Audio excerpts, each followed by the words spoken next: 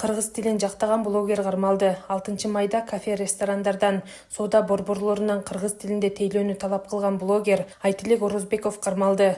Бул тууралуу Медиахабка анын адвокаты кабарлады. Адвокаттын айтымында милиция Айтилек Орозбековдун видеолорун лингвистикалык экспертизага берген. Анын жыйынтыгы менен блогерге улуттар аралык кастыкты козутуу беренеси менен кылмыш иши козголгон. Ошондой эле адвокат Айтилек Орозбековдун видеолоруна жазылган комментарийлерине да экспертиза жасалганын белгиледи. Адвокаттын маалыматы боюнча Орозбеков 48 саатка камакка алынды. Ал эми Чүй облустук милициясы азырынча блогердин кармалышы боюнча маалымат бере элек. Орозбековдун Айтилек Орозбеков деген YouTube каналы 3 ай мурда түзүлүп, кыргыз тили боюнча 54 видео чыгарган.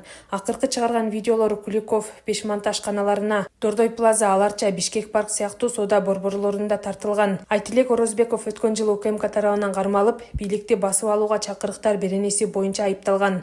Орозбеков күнөөнү мойнуна алган эмес. 1-май райондук соту ушул жылдын январында Орозбековду күнөөлүү деп таап, 70 000 айыппул салган.